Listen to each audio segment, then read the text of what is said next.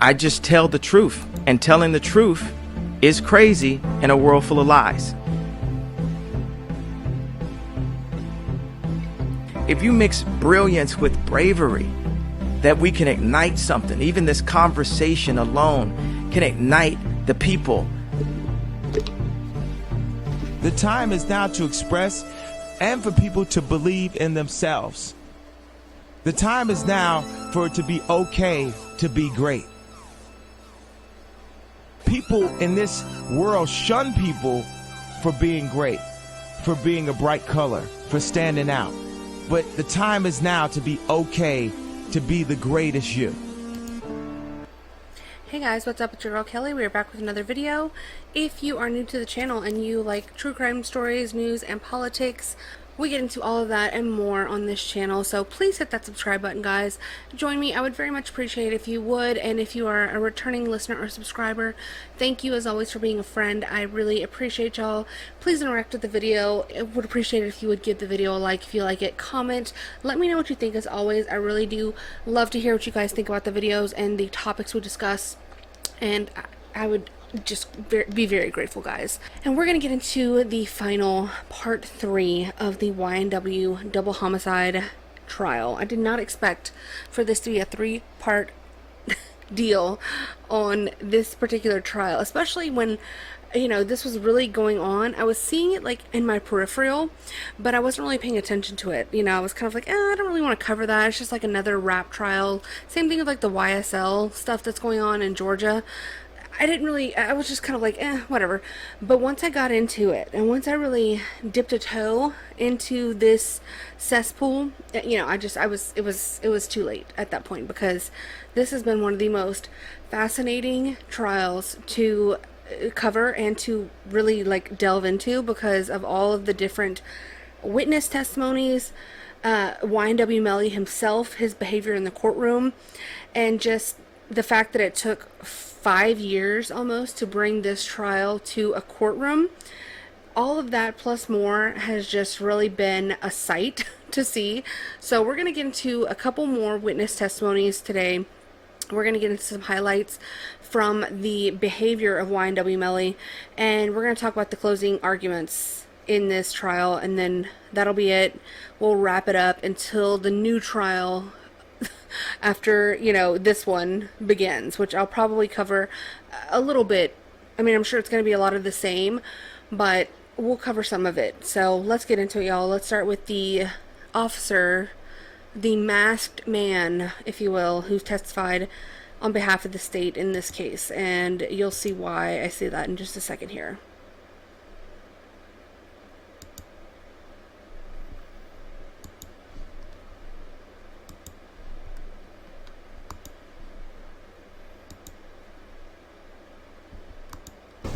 Yes, sir. Please state your full legal name for the record. Danny Polo, Please spell your first and last name for the record. D-A-N-N-Y-P-O-L-O. Thank you, sir. Thank you. And please have a seat. Thank you. Detective Polo, what's happened is you're wearing a mask now. Defendants have objected to that. Yes, sir. And the state indicated that it's been done in other courtrooms, and there's a target for it, I guess because of safety and security is what I understand, specifically your safety and security. Yes, sir. Is that correct, madam? Yes, sir. So I want you to come in here. I want to take some testimony from you outside the presence of the jury just to verify all of this. So, Ms. Bradley, I want to inquire. Detective Polo, how are you so employed? With Broward County Sheriff's Office. How long have you worked in Broward County Sheriff's Office? This is 2015. How long have you been assigned to the Strategic Investigations Division? Since March of 2018. In your time in the Strategic Investigations Division, or SAD, have you worked undercover operations? Since that time and before. And the undercover operations that you work, what type are they? Majority of them are narcotics, firearms, violent crimes, gang-related investigations. How many years did you spend specifically in the gang and organized crime section of the Strategic Investigations Division? From March 2018 till 3 weeks ago. Have there been credible threats on your life? Yes. Is there currently a credible threat on your life? Yes. In terms of is there an amount of money assigned to the death of you that has been offered up? Approximately $50,000. In terms of So his justification for wanting to remain masked up during this process is because he's had threats on his life, which I'm sure any cop anywhere can attest to the fact that they've probably had, you know, reasonable threats to their own lives. Okay, that's fine, but we do have a little thing in this country called the right to face your accusers, and it is a constitutional right, and nobody else gets the privilege or liberty. They're dealing with the same situation. You know, yes, I get it. Like, this is, I guess, an undercover officer who participated in a gang task force, but it's very sketchy to me that they would allow this. I mean, because his testimony is mainly in regards to the language. I don't even think he was directly involved with the case in that he infiltrated their gang, you know. So I just find it to be a little bit performative.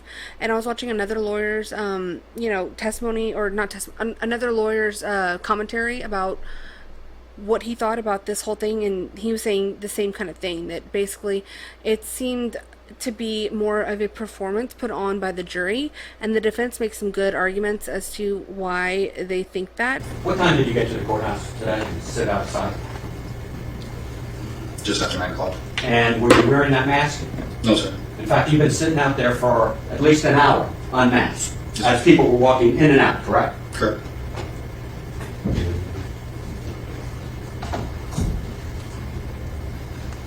Are you the only expert in dealing with gangs and DSI? I believe I'm the only one that's testified as an expert at the Broward Sheriff's Office currently.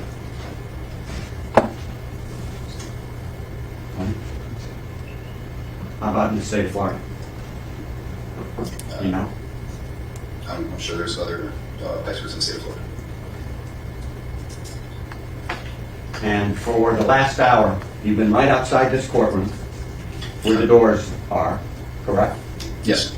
Unmasked, Yes. as people in this group, including myself, were walking in and out, correct? Yes, sir. You weren't concerned about your safety then? No one knows who I was out there. And I was under the impression I wasn't going to be allowed to wear the mask. So I took that one on the chin. And the third question. You have fear for your safety, For my safety, but more for the safety of my family. and that's if your face was broadcast. Yes, sir. And you're indicating now that So why, okay, so then the thing with that is that, like, then don't broadcast his fucking face. Like, what, like, there's no photography or video allowed to be had in the courtroom by anyone sitting in the audience. So just film him as they're doing right now with no face showing, and, you know, tell the media that, you know, there will be repercussions if you broadcast this man's face, and make it very clear to them. I think that would be perfectly within the limits of your duties as a judge. And instead of having the jury see this man on the stand, on the witness stand, in a full-on ski mask because he's scared for his safety, I mean, that just seems a little ridiculous to me. So, you know, even if there are credible threats, and I get where he's coming from to a certain degree, it's like, okay, dude, but, like, then just don't broadcast the face. Like, that can be easily arranged without the jury seeing this man with the ski mask on the witness stand. It seems very performative. It seems very biased towards the defense. Like, it adds an extra layer of, you know, this is a dangerous situation. You know, this man has to be masked in order to be on the witness stand. It's just very, I don't know. It's a little bit shady in my opinion. But what do y'all think? Because now I want to talk about Detective Danny Polo from the Broward County Sheriff's Office. Detective Polo works in the gang unit. He's undercover. And he was brought in to establish the connection between Ynw Melly and the gang, the G-Shine Bloods. Again, this is a gang that the rapper was allegedly affiliated with. Remember, the prosecution is of the opinion that the motive behind killing Mr. Thomas and Mr. Williams was to, quote, benefit, promote, and further the interests of a criminal gang. Here's the problem, though. Polo was wearing a black mask in court. You could really only see his eyes. Why? Because he said it was for his safety and the safety of his family. He even stated that a hit had been placed on his life. Gang work, clearly very dangerous, and he didn't want his face to be revealed. Now, the defense took issue with this because as part of the Sixth Amendment of the Constitution, a defendant has a right to confront witnesses against him. And to have a witness who disguises himself, arguably, that is a violation of the defendant's constitutional right. Duh. That was the defense's argument. But the judge ultimately ruled to allow Polo to testify with a mask, appreciating his safety concerns. By the way, for our trial watchers and our sidebar listeners, do you remember when we covered the XXX Tentacion murder trial? Well, Detective Polo testified in that... What is this? What's going on here? John Fetterman, is that you? What is happening back here? I know that's not your fucking hair. Okay, because that's pretty recognizable. A white guy with these eyes, and what is that, hair? I know that's not hair. Okay, girl. Case, and he wore a mask in Hello. court. So back to this one. Polo testifies with the mask on, and we're going to get to the substance of what he said in a minute. But first, the jury had a problem with the mask, and they write a couple of notes to the judge. Oh my. The first note indicated that was a question. Why does he get to see us and we don't get to see him? So I think that lets us know that it's the mask that's of concern. My concern is the second message that the juror sent over, where she asked for a moment. This is a shit The show. legislator says, I need a moment. I can't listen properly. When I was a child, I've seen someone get robbed, and I am having an anxiety attack. So my question is, if she's able to proceed with it, or if this is going to somehow color her thinking. That's what I'm mostly concerned with respect to counsel. Sure. From there, the judge actually took the opportunity to speak with the juror who had the issue with the mask, seeing something like this because it reminded her of when she was robbed in the past. Pretty incredible. Let's listen to that back and forth. Are you able to sit as a juror, or you think this is too much for you? I'm trying to figure out, and that's why we took a little extended lunch break to figure out whether you feel comfortable and you're up to it. Yes, I feel comfortable, but I just don't think it was appropriate for someone to be masked up like that. And plus, you guys didn't even tell us. Like, you don't know what people have been through, so it's just like, it's shocking, like a shock. So, yeah. But I do feel like I can do it. But that just wasn't appropriate. I'm sorry? I said I don't believe that was appropriate. Well, some things I make certain decisions about things, and then we go forward with it. I instruct jurors, and are you think you'd be able to follow those instructions, and you pay attention to the evidence, or do you think that you're concerned about the masking that is going to affect your ability to follow the instructions and follow the evidence? Yes, I can listen and follow the evidence now that I know he's going to have on mask. And the anxiety issue, we're past that, you're okay? Yeah, I took my medication. Thank you. Yeah, that's a new one. I haven't heard that one before, but it's understandable, right? It can be a bit triggering seeing someone wearing what looks like a robber mask, a ski Hey, listen, this trial is a hot ass mess. mask like that. This trial is continuing on, and I want to now focus on the substance of Detective Polo's testimony, because that's really what's key here. Remember, his So now that just brings into question, like, the whole, like, constitutionality of this entire, like, case. I mean, there's just been problem after problem after problem for the prosecution on this. I really have never seen something like it before, which is another reason why I found this case and this trial to be so fascinating, and why it took 3 parts for me to get through it all, because it was like, the prosecution struggled, and we're gonna see more of those struggles, like, during this this part right here of this 3-part series, because you're really gonna see the issues that were brought up with not only constitutionality, but the uncooperative witnesses. I mean, we saw some of that already, but I mean, now the jury's even speaking out against some of these decisions that were made in regards to allow this witness to testify with a mask on. It just seems like, you know, what's the problem?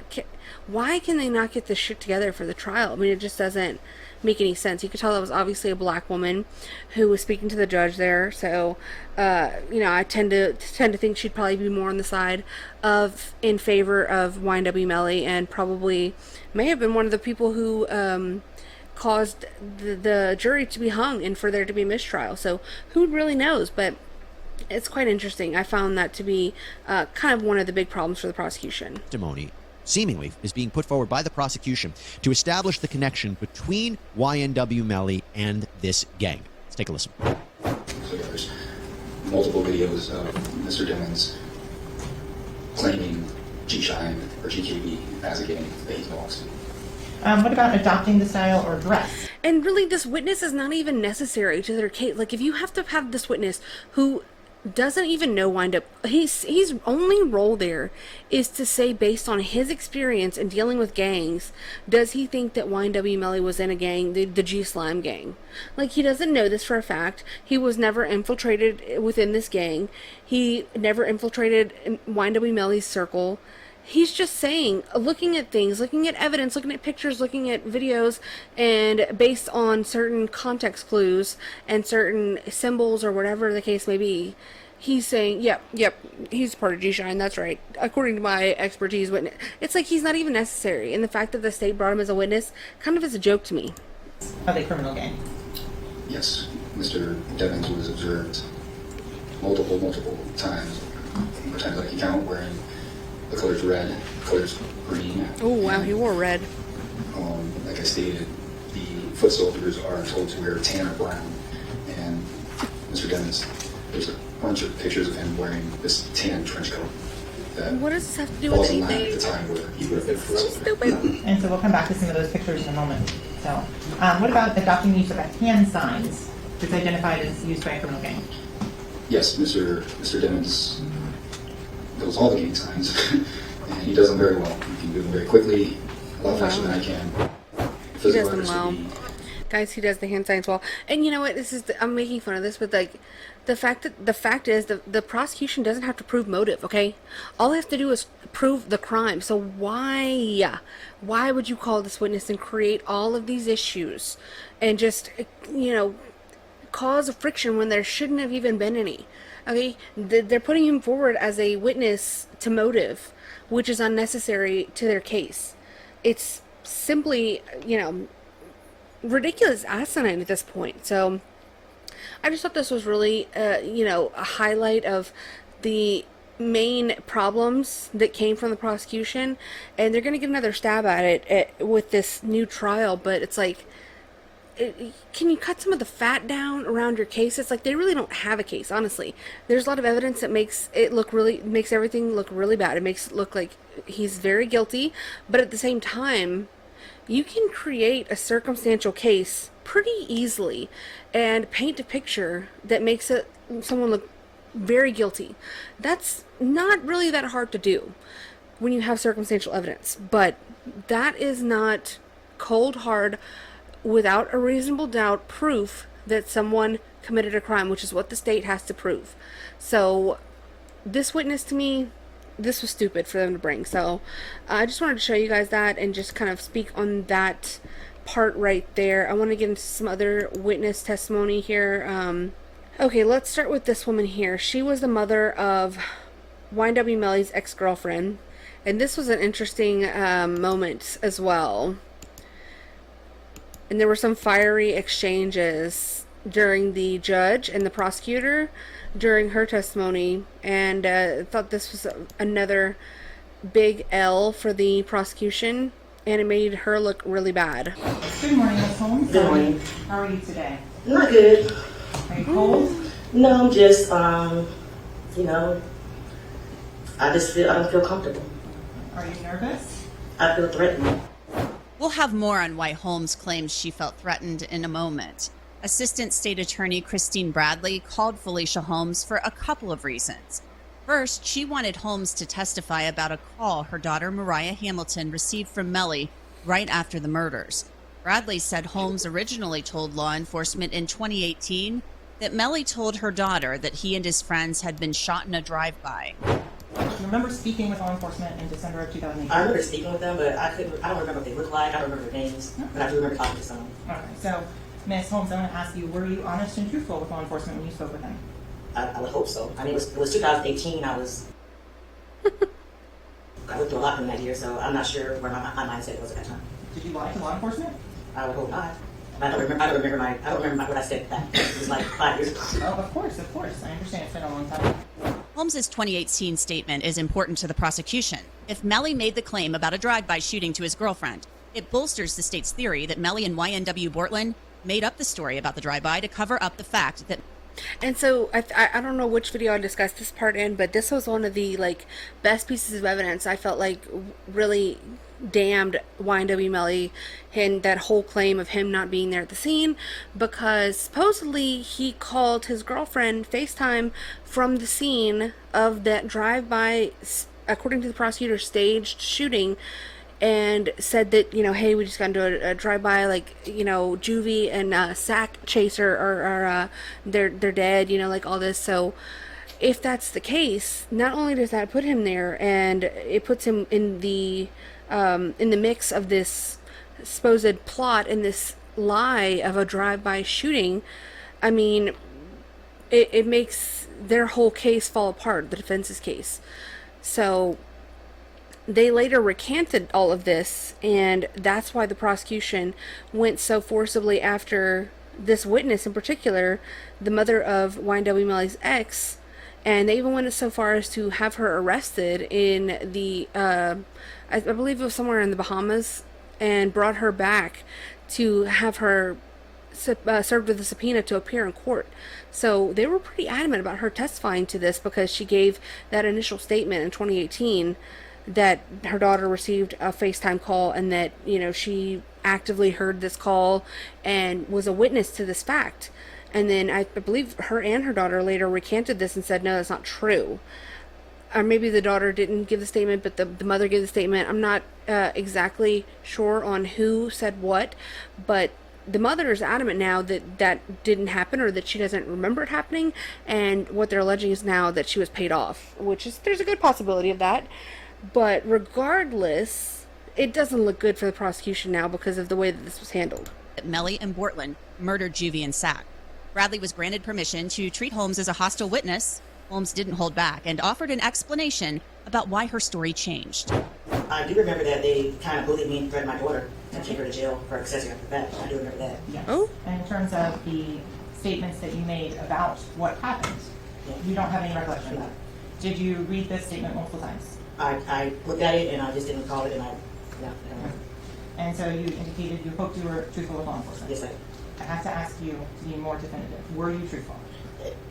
I don't remember what I said to them back then, so if I was to tell you something now, I could be lying. I don't want to lie to stand because you won't take me to jail. So I'm saying what you want me to say. I do not want you to say anything. I want you to tell the truth. Okay, that's what I'm doing. Bradley suggested that Melly was paying off Holmes and her daughter to stay quiet, and even showed Holmes's Instagram messages to the jury to impeach her. Have you ever made a statement to the effect of, you were told to quit your job and the defense would take care of us? Objection. Excuse me. The defense? No. I'm sorry. On cross, the defense made sure the jury knew who made Holmes feel threatened. When you first took the stand, you said, I feel threatened. Yes, sir, I do. Who do you feel threatened by? Objection, Your Honor. Overruled. Christine Bradley, the prosecutor. This prosecutor. Yes, I do. Thank you. Tell you, did you have a conversation with your daughter about what happened on October 26th of 2018? Yes, I asked her if she knew anything about that. Did she tell you what happened? Without? No, she didn't. Just so she didn't know. Have you ever made a statement that is different than that? Your Honor, we'd object to lack of foundation, calls for hearsay, speculation, unless they can establish that that witness was present. Thank you. Objection noted. That's what I previously ruled on sidebar. Proceed. To your approach. Showing me your messages from Instagram from February 5th of 2021. Who was that Instagram? Is that the one the Instagram you sent with Portland? Ma'am, I don't sorry. remember. I don't remember that Instagram. Look at it. I already looked at it. You're going to show it to me. So is the... I don't remember that. You showed it to me like 3 times already. So you don't recall making I don't a recall statement making from that statement. Excuse me, one at a time, please. Let her finish her answer before you ask the next question. So you don't recall making that statement? No, I don't. So you don't recall saying... Objection. Sustained. So, Ms. Holmes, in terms, you said that your daughter didn't tell you. Objection. Asked and answered. Sustained. So did you ever make a statement different than that? Objection. Asked and answered. Sustained. Into the statements that, with regards to October 26th of 2018.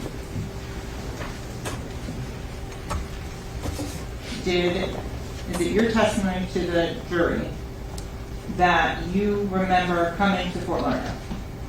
Objection, asked and answered. Sustained. Listen, I just want one of you making objections. Whoever's going to handle those Yes, witnesses. sir. All right? I apologize.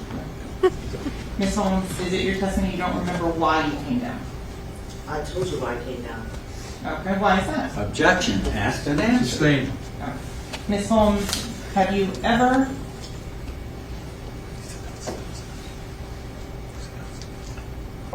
She don't know what the fuck to do. let me rephrase. Yeah, rephrase, girl. Get your shit together. Oh my. Ms. Holmes, Not good, ma'am. Not a good look for did your prosecution. daughter ever threaten to cooperate with law enforcement? Objection. Sustained. Ms. Holmes, did you threaten to cooperate with law enforcement? Objection, asked and answered. Your Honor, I object And why is that, Mr. Reed? because it's devastating to my case. Overruled. Good call. Overruled.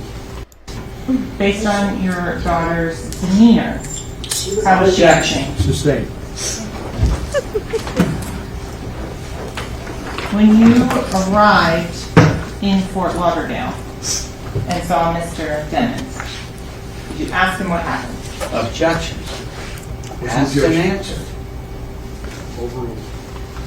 I'm sorry, repeat the question? When you arrived in Fort Lauderdale, did you ask Mr. Demmons what had happened? No, I did not. Nothing further. I have one question. Yes, sir. You came here and one of your first, let me get it. Objection, Your Honor, improper. He didn't even ask the question, he didn't even ask it, ma'am. She just this witness made her look horrible, and like I had secondhand embarrassment, honestly, because this woman ran through her, and the defense attorney, like, he never even sat down, I don't think, because he was objecting to every fucking thing. And so there was just no cooperation. I just don't understand why prosecutors, I guess this is why, like, when you have uncooperative witnesses, you don't call them to the stand, even if they are somebody who you know has information that would help your case, because then you get this scenario right here, and she got her ass handed to her in this exchange. I haven't asked you. Excuse me, counsel, you direct your comments to I'm sorry, I haven't asked anything yet. Ask your question. When you first took the stand, you said, I feel threatened. Yes, sir, I do. Who do you feel threatened by? Objection, Your Honor. Overruled. Christine Bradley, the prosecutor's office. This prosecutor. Yes, I do. Thank you. Anything else in this witness? Yes, sir. Oh God, she's going back for more. Ms. Holmes, Yes. you said you feel threatened by Of me. course. No. Did you fail to appear for numerous court appearances? No, you never served me. You lied. Okay. You lied to the court. And with regards to, did you work in Redding, California? Yes, I did. Okay. Immaterial. Overruled. And so that was a location you were at? That's where I was a chapel nurse at. Yes. Okay. And in terms of the prosecution, you have been served on various occasions to testify. You served me a subpoena on November to be the next weekend. I was in California, 10 hours away. It wasn't even served correctly. And prior to that, you were served with a subpoena in Never. February of 2019. You never served me. You served me to a location I didn't live at anymore. Do you recall coming to the courthouse in February of 2019? Objection beyond the scope. Excuse me. Anything about the courthouse tonight? Excuse me. Come sidebar, please. You even went so far as to hire an attorney Yes, to I try did. not to show up. I sure did. And has the state offered you any money? The state basically has me on a monitor. I have to go to my job with this. It's embarrassing. People think I'm a criminal. The state has run my life. And in terms of your feelings and ill will towards the state and myself, I just feel like you lock up innocent people. and does that influence your testimony today? It's not influencing my testimony. Have No, you- I'm telling you. Have you- that's not- I don't that's understand. not a- Excuse me, hold on. Only one of you can talk at a time. You ask the question, counsel, you answer it, and when you let her finish her question, and then when she starts answering the question, you let the witness answer her question, all right? Yes, Your Honor. So my question was non-responsive on that one. Ask your question. So, Ms. Holmes, in terms of the court order that was issued, you're aware that that was found to be valid? No, I'm not aware of that at all. Okay. You hired an attorney to go and represent you at the 4th District Court of Appeals? He had to hire an attorney because he tried to get him this far. And no, that's a false statement. Objection. Excuse me. Oh. Counsel, you're not testifying. I all right? agree on that. Excuse me. You asked the question, all right? Okay. That's it. You asked the question. And so she's not allowed to do that, okay? You're not allowed to, counter the witness's statement that you just asked them a question about and give testimony of your own, basically calling the witness a liar. You're not allowed to do that, ma'am. I think you probably know that, but the judge seemed pretty pissed off whenever she did that. So she was skating on thin ice right here, and this was just a terrible look for her. with regards to that, you hired an attorney? Yes. And you then tried to get any sort of court order requiring you to be here in court thrown out? No, what I did was I hired an attorney because you were saying you served me the subpoena that you never served. And that was found to be valid? You never served me a subpoena that was never, you never served me. Oh. I've never seen a subpoena from you from those addresses that you said you served. Those are not my addresses. Your testimony is that you have never been served to appear in court. Sustained. Excuse me, sustained. And so, with regards to your feeling threatened on that, have I ever... Girl. Oh my God. Any sort of physical violence against you? Okay. Do you have any written threats from me? It's intimidating. You've intimidated me this whole time. Ooh. As of now. And in terms of your participation in this case, yes. You understand that you were served a subpoena to appear here today? You served a subpoena after you arrested me. And you served a subpoena at the jail when I was in you Broward County. And you understand you're here pursuant to that order? I'm here. And that requires, under the law, to comply with court orders to and that compel the attendance of witnesses. I've been complying. Okay. Nothing further. Yikes. So that was not the best moment for the prosecution, and it just made her look bad. It made the case look bad. The judge was not happy, so was it even a productive witness? I would argue no, just as I would have argued that the masked gang expert wasn't a productive witness either. So okay, so let's move on. We're gonna look at some of the other witnesses, just some highlights. I'm not gonna get too far into any of the other ones, but let's look at this one here. Was Sergeant Christopher Williams. He's a crime scene reconstruction expert. He said he analyzed and measured the SUV the victims, Melly and Bortland, were riding in that night and came to the conclusion that the fatal shots had to have come from the back seat of the vehicle. How can you tell the ladies and gentlemen of this jury that, for example, shot that was marked as H in the here, let's go to 6755. How can you tell the ladies and gentlemen of the jury that shot H is not the one that wound up in the face of Mr. Thomas? Because Mr. Thomas is already crumpling at this point, and he is actually he's in the clear, if you will, of site H. How can you tell the ladies and gentlemen of the jury that site H is not the shot to the back of the head of Anthony Williams? Because site H continues and strikes Anthony Williams in the shoulder. In terms of site K, the one that goes completely across the car, how can you tell that no one was sitting in the rear driver's side seat when that bullet came through the car? It would have hit their legs. Was there any sign of blood or anything on that seat? There were signs of blood on the seat, yes. Williams went on to say that his measurements showed that the shots came from the rear passenger side seat.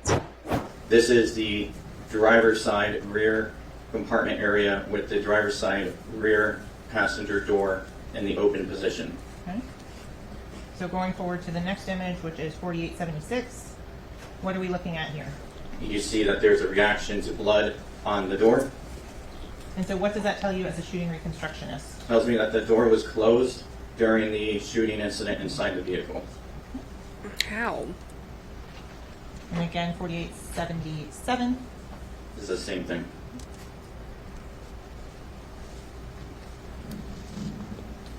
So, Sergeant Williams, in terms of the stippling and powder tattooing that was present on Mr. Thomas, would you give a range as to how far away a muzzle would have been from the stick? The range that I would give to that would be 8 to 12 inches. And without the actual firearm that caused that wound, could you do a recreation? I could not, but again, like I said earlier, this is a unique case where our shooting is confined to a known area with known confinement measurements, and it can be deduced. And after this bombshell testimony, the fireworks really didn't end there, because the defense moved for a mistrial, meaning they asked the judge, they asked the court to end this trial right now. They based this on the idea that improper evidence was introduced by the state and heard by the jury, and it was so prejudicial that they can no longer have a fair case. Mr. Demons has been prejudiced. This jury sat there and watched this fiasco unfold with at least 10, maybe 15 sidebars after every 2 questions, with the implications that were being all predicated on the implications and the inadmissible testimony that Ms. Bradley herself read into and spoke into the record. And for that reason, we think that it was deliberate, it is highly prejudicial, this jury has been tainted, and we move for a mistrial. Now, to summarize that, they are arguing that the state tried to introduce evidence that they weren't allowed to introduce through a back door. The judge listened to that argument, listened to the state's response. He took it under advisement, but ultimately denied the mistrial motion and allowed this trial to go on. And there were a couple of moments that I'd like to highlight. So during the testimony regarding cell phone evidence, the defense brought up the issue that the state emailed them a report on this cell phone data the morning of court, and that they didn't have a physical copy in their hands to review and look at. So they asked, as a professional courtesy, if the state could print them off the document. So I have it in email, but I'm asking for paper form so I can follow along. Understood. Yes, that's exactly. Thank you. So can you make copies for those? I printed, I found all of them. If there's one that she's missing, I'm happy to do so and pull them up again. I printed them all this morning for her. Counselor's suggesting she doesn't have them, so I just want to make sure she has them. Of course, and that's no problem. So, but they've all been turned over via email. This is all in there, the original copies as well that were provided. Counsel does not have the ability to print something out in the courtroom now. She's asking counsel, Ms. Raven, is asking for a copy of it. Let's provide her a copy. I'm happy to do so. I just need to know exactly which one she says she's missing and which one she says she has. I don't want to have to duplicate them if possible. None of the documents she's published since So just testimony do started. me a courtesy, just print all of them out. Yeah. All right? Can we take a break while the jury's on? We can, but can we finish this first? Oh, yes, I thought you would finish. You're gonna make copies of all the documents. So she has in her hand some of them already. So I just want to make sure I don't double print them Double on print. that. So You know, she, counsel's suggesting she doesn't have them. So let's just print them all.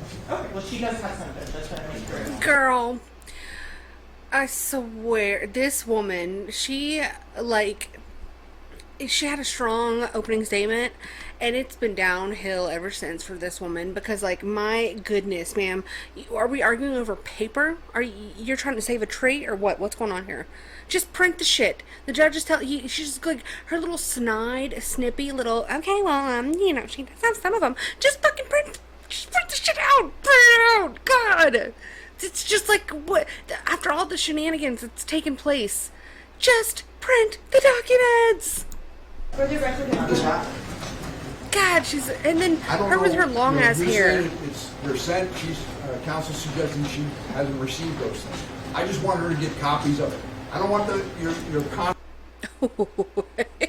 And he's not happy with her, I don't think. He's given her a lot of leeway. Like, he really has. Because, honestly, some other judges might have already declared a mistrial by now. Back and forth. She has to just give her the copies. That's it. Thank It's you. easy. Just get her the copies. Seems like it should be Stupid pretty girl. straightforward, right? Just print some documents for the Yeah. opposing side. Well, I don't want to double print anything. I don't want to, you gotta be on the lookout for the tree. We gotta save a tree. I don't want to give her a copy of something. Ma'am?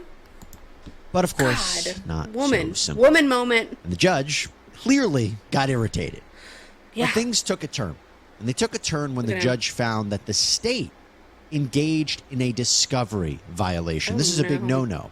You see, the state can't introduce something into evidence and The use state it is in their case if they incompetent. haven't shared it with the defense. They can't be Jeez. an ambush on the defense. There could be no surprise attacks. This all happened outside the presence of the jury, but Melly's team argued that the state was conducting a new test on existing evidence that produced new results that weren't shared with the defense. Yikes. Well, Judge Murphy agreed that the prosecution, they weren't acting very fairly. And that seems to me to be a Richardson violation. There's discovery that's ongoing, you know about it, and you're not telling them about it until you're here in court. So as far as anything already is concerned, I think that's a discovery violation. And I'm finding it to be a And discovery why was it not thrown violation. out? The only way it can be cured is This is he's not stupid. going to testify about this second procedure that's not coming in. Same thing, if you want to keep investigating the case, you can do it. You can find exculpatory information. You may change your mind as to how you proceed with the case, and I don't have a problem. You can investigate whatever you want to investigate. But as far as using new discovery that you're coming in, I think a cutoff needs to be happened because this is what's going on. We're going to have this. If you find something new, there's a whole, as counsel describes it, that then you try to find evidence to plug up the hole that's new discovery. The defense doesn't have an opportunity to depose the witness. The defense doesn't have an opportunity to do X, Y, and Z. And that's just not the way it should be. That seems a little, I don't know, what's the word for it? Illegal, unethical, maybe a little overreaching. I don't know. So what do you guys think about that? I found that to be, I mean, you can think this man is guilty as all get out. And I have a pretty good feeling that he probably is guilty of doing this. And you can think whatever you want to think about that. You can just think that because you truly believe that he's guilty, that it doesn't matter. The state should be allowed to, take these shortcuts or, take different measures to ensure a conviction. I just don't believe that. I think that it is their burden to prove, and they need to prove it within the bounds of the law. They expect everyone else to follow the law, so they need to also, and they need to respect the Constitution and the rights of the defendant. I don't care what they're accused of. You can be the most heinous thing, they still need to prove their case, okay? Because there's been too many people who have gone to jail, who have later turned out to be innocent, for us to allow the state and the government to be in charge and not prove their cases beyond a reasonable doubt and just lock people up, okay? It can look as bad as it wants to look. If it doesn't have proof, if it doesn't have definitive, without a reasonable doubt proof backing up their case, then that's it. That's just it. It doesn't fit. If it doesn't fit, you must acquit. At that point, if they want to still take the case to trial, well, then it's up to the jury. You don't have the right to then go and try to do these little sneaky side steps to try to make it work or make your case better. That's just absolutely ridiculous, and he really should have thrown the case out, honestly, in my opinion, but he didn't. So apparent prayers and kisses blown into the air. Ynw Melly has been pretty expressive for the camera in the courtroom. Look at this What idiot. does it mean for him, if anything? What a fool. We Look at him. discuss. Absolute fool, dude. So some of the moments that we've seen in this trial have set the internet on fire. They've gone viral on Instagram, TikTok. People are turning, I know, to our social media accounts to see what is he going to do next in front of the camera. And one of the big moments that happened during week one that really had people thinking, oh my gosh, what is going on here, was Melly Look at this idiot. kissing kind of into his hands, and then it appeared he was blowing it out. So Bernarda, it almost feels like it was a little bit of a prayer there. Oh no. And then this kind of almost like a Zen moment, and then so what do you make of this? I should mention a lot of this is going on outside the presence of the jury, but it's still being captured and seen everywhere. Okay, girl. And her commentary on his behavior was just absolutely off the wall. But I just wanted to like show y'all just a few of these moments because they were funny. I mean, he seems to be somewhat of a humorous guy. You know, he's got a funny bone or two, but you know, that doesn't take away what he's being accused of and the fact that he's probably a horrible murderer. But you know, if you can't laugh to keep from crying and you can't, you know, make light of a situation, then what are we even doing? And maybe there's just a lot going on within him, as you mentioned, that we don't know about. He even talked in one interview about having more than two personalities, more than the Melly and the Melvin. So do you think that might be part of what is going on here? So he kept like talking obviously to people in the audience, which I don't think is allowed, but he kept doing it regardless, and that was a big point of contention for a lot of people. And they were saying that, you know, a lot of this stuff was done outside of the presence of the jury, which I think is makes a difference and is the reason why, you know, he wasn't actually told anything about it. But still, it's like, you know, you're being filmed. Was him doing something, you know, he's a musician. He produces music, and it appeared that he was kind of like... And he obviously knows that there are, you know, the victims' families in the courthouse. I mean, maybe thinking about some music, bopping his head. What do you think, Bernarda? Snapping his fingers. Okay, girl. Okay, girl. Again. Bernarda, one thing that has caught the attention of some people is the fact that Melly seems to smile at the camera a lot. One person described it as him flirting with the camera. So, Bernarda, what do you make of that? The smiling, we see the head bopping again. Maybe he thinks that he's doing a music video. Who Girl, knows? But I think the bopping part is probably out of nervousness and try to calm himself I don't think he's nervous. down. And in terms you don't of look smiling, nervous. I think it's... I can't imagine being on trial for double murder and not being a little bit worried and concerned. So how much of this is putting on a show? That some people pointed out to us is that Melly appears to smell himself at some points. He kind of sniffs himself. And there was one moment in particular on Thursday that really caught the attention of people on social media. Obviously, you know, this is something people on social media are talking about. The jury's not seeing it. The thing that people have pointed out is the fact that he kind of chit-chats toward the gallery at the end of the day. And I feel like Bernarda, in that particular clip, he looked kind of annoyed and irritated. So something kind of caught his attention or caught his ire, and he's obviously talking with one of his lawyers about it. The attorney that sits next to Melly, and they're having a great she time. seems to be almost kind of like motherly toward him. They seem to be very friendly. There's a lot of giggling and laughing going on. So I don't know.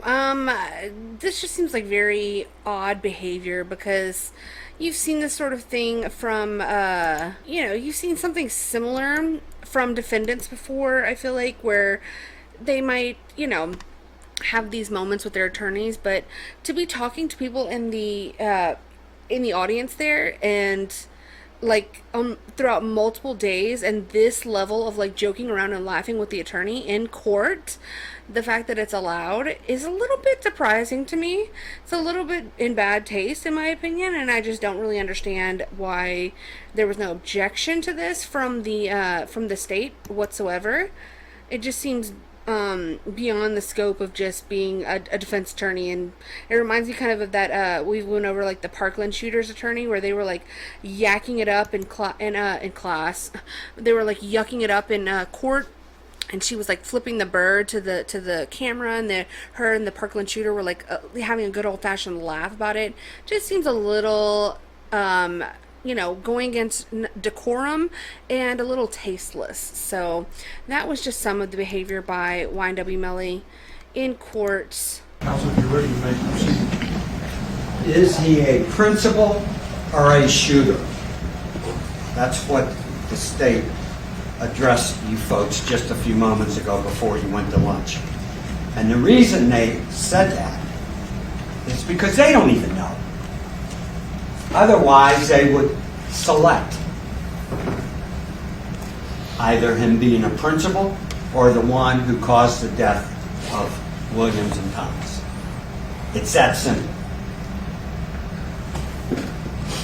Where is the fire? Was the message. They say it refers to guns. That's their interpretation. Weed. Talking about weed. My interpretation, based upon the evidence, is where's the weed? Yep. The marijuana. See, I could have testified in this fucking case. That's the problem here, folks. They're interpreting it as opposed to calling these various people to tell you what they mean. They mentioned Frederick Gibbons, Frito Bang, Mariah Hamilton, Peasy, Patrick DeLoach, Dontavius Withers. Objection, Your Honor, Albert. They opened the door. We don't have a burden. She needs to sit down. As the court told you in jury selection, the burden of proof is on the state. And so that was just a little bit of the defense's closing statements. You know, I thought they had a good closing, and it was pretty long, it was over an hour. I'll include it obviously in the description, but it's just basically to say that, like, the burden was on the state, and I feel like they did outline a good circumstantial case. I thought the most compelling piece of evidence that they brought forth was that message where he said, in response to asking whether or not he was okay, was him responding, "I did that, shh." You know, that whole piece of evidence. I thought that was probably their most compelling, actual solid piece of evidence.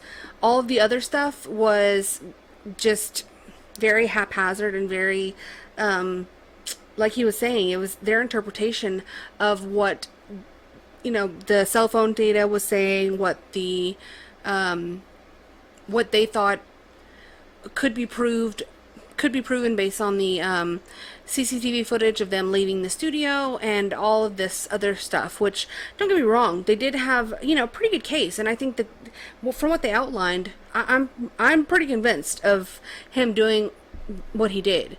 But pretty convinced does not get you a conviction. And therein lies the problem for the state. So they ended up, you know, I'm not going to play any portion of her closing statement because she just lost all credibility. She just kind of dropped the ball towards the end there of her witnesses being called, and then just absolutely just incompetence, you know, on the part of the prosecution. But the prosecutor, Christine Bradley, started her closing argument Thursday morning on the same note as her opening 3 weeks ago, reminding jurors the shots that killed Sack Chaser and Juvie came from inside the Jeep where they died, from the seat by where every account Dimmons was sitting. So she talked about the phone.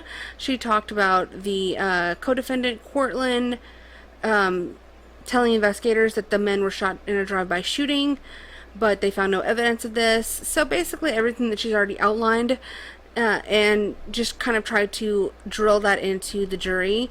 But it was to absolutely no avail, because this happened after some deliberation from the jury shows them having met for about 14 hours total, but this was the judge declaring a mistrial. Today, the judge in the Ynw Melly double murder case declared a mistrial after the jury was unable to reach a unanimous decision. The rapper was accused of killing two of his childhood friends back in 2018. The jurors listened to arguments for weeks and spent 2 days deliberating. NBC6 reporter Nico Clemens is live outside the courthouse in Fort Lauderdale to break it all down for us. Nico? What a shit show. Well, Laura, many people are asking online tonight what a mistrial means. What does this all mean? And so for this specific trial right here, again, the jury could not agree on a verdict, so we'll likely get a new trial and a new jury. But this trial right here, it lasted for more than a month, and tonight we know the mother of at least one of the victims is expressing how she feels. What I'm going to do is just declare a mistrial. A mistrial in the Ynw Melly murder case. Our system doesn't work without getting people from the community to come in here and listen to the facts of the case and make decisions. Here he is moments after the judge sent the jury home. I got murder on my mind. The rapper, whose real name is Jamel Dimmons, is accused of shooting and killing Christopher Thomas Jr. and Anthony Williams in 2018. Dimmons and his co-defendant, Cortland Henry, along with the two victims, made up the rap collective YNW. A prosecutor said Dimmons and Henry claimed they were victims of a drive-by shooting, but they argued that Dimmons was the shooter and killed his friends from the back seat. Prosecutors say cell phone evidence proves Dimmons was in the car during the murders. The defense insists he was home sleeping at the time. This case is sad. This is serious. Leandra Phillips, the mother of one of the victims, Christopher Thomas, wrote on her Facebook after the mistrial was declared, "My son is dead for no reason." You gave us some time and you took your best effort to see if you can bring a case to a resolution. Unfortunately, it wasn't able to happen. But I want to thank you again for your time and consideration of the case. How tragic. So the defense and the state, they'll come back next Friday and they'll discuss how they'll move forward with this case. Live in Broward County, Nico Clemens, NBC6 News.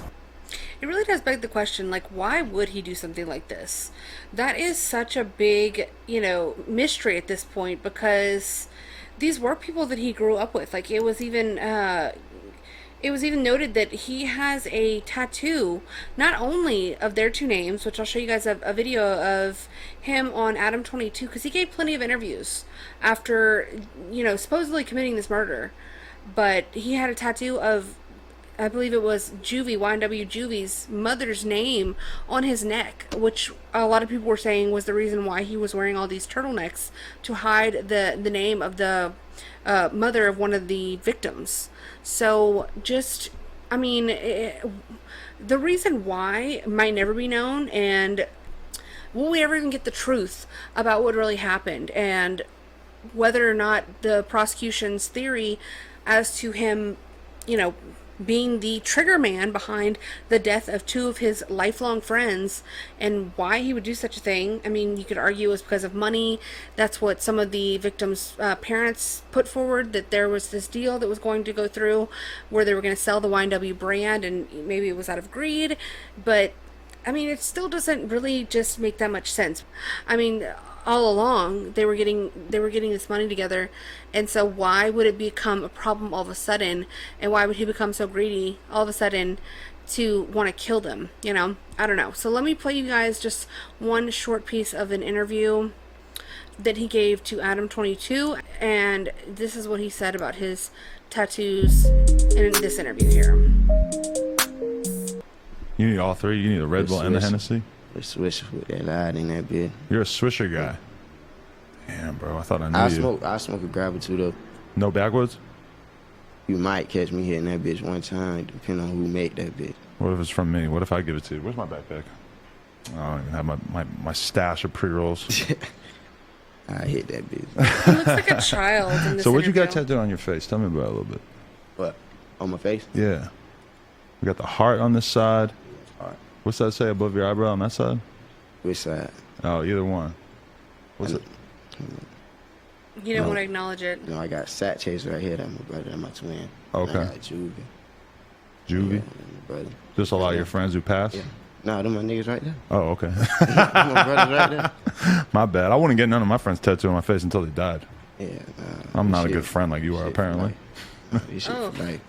What's cash Wait. motivated, like it says in your So chain? this were before, before the murder accusations, but I thought this was after the actual murders. I'm confused now. When was this? Let me see this. When was this actually aired? Hold up. So August 12th. Okay. So, pardon. So this was, this is so weird. Okay. So this interview aired on August 12th, 2018. Okay. This was 2 months before these murders. Okay. And look at what he said to Adam 22. What you got tattooed on your face? Tell me about it a little bit. What? On my face? Yeah. We got the heart on this side. And What's the that first say one above he... your eyebrow on that side? Oops, sorry. So the very first one that he's touching up here is the one that says Sack Chaser. And that's one of the people that he's accused of killing. Okay, so he heard the question from Adam 22. He's hesitant, very hesitant to say, and like he even like tries to play dumb about what he's asking him. So just keep that in mind. He touches this one like 2 times. Which side? Oh, either one. What's it? Hello? No, I got Sat Chase right here. That's Girl, my twin. Okay. I got Juvie. Okay. Juvie? Yeah, my buddy. Just a lot of your friends who passed? Yeah. Nah, them my niggas right there. Oh, okay. That gave me goosebumps. He said, so are these your friends that passed? Oh my goodness. Wow. When I say, like, when I heard that, I was shooketh, okay? Because what the hell? What kind of voodoo foresight was that? My bad. Yikes. I wouldn't get none of my friends tattooed on my face until they died. Oof. Oh my God, I'm not a good dude. friend What like the you are, hell? apparently. So weird. What's cash motivated, like it says on your chain? Fuck shit, I ain't trying to tell. What, it's some old shit that you're not necessarily a part of anymore? I don't want to talk about that. Oh, interesting. Wow. So how fucking weird is that? And this is what he had to say to Vlad in regards to that interview. That was a good one, but no, it was good to get it in, to have the conversation and stuff. The one thing that went viral after he got his case was the fact that he was talking about how I was saying how I wouldn't get somebody's name tattooed on my face unless they had died, and then he's talking about his boys who were sitting right there. I didn't realize until after they passed that they were sitting right there, but he's talking about how he had them tattooed on his face, and then ironically they're dead like a year later.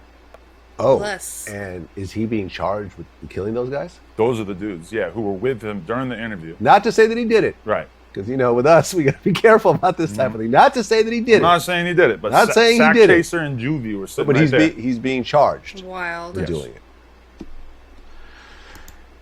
So yeah, that, I mean, oof, what a situation, guys. This was very bizarre, to say the least.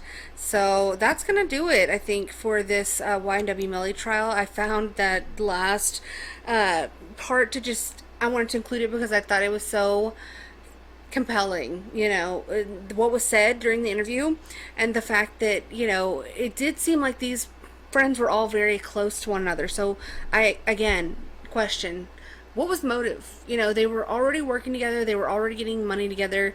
Obviously, money and friends can cause, you know, a very bad mixture, but still, he had them tattooed on his face. I don't even think he had Cortland's name tattooed on him anywhere. Like, I mean, what, like, and this was the person who ended up supposedly covering for him and lying. But what if they weren't lying? I don't know. What do y'all think, guys? Please let me know in the comments down below, because this case was a doozy. Like I said, like, it really leaves more questions, I feel like, than answers. You know, I'm pretty certain, again, as far as my position goes, that he had to have been involved.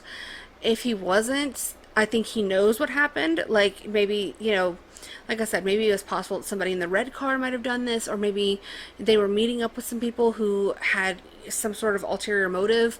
And I'm fairly certain that Cortland and Melly know what happened, and either they did it or they're just not wanting to snitch on whoever did do it, which in that case, that would be pretty fucking stupid, especially if you end up getting convicted for it. But I want to know what you guys think. Let me know in the comments. Please like this video if you liked it, and subscribe to the channel, guys. I would really appreciate that if you want to see more content like this.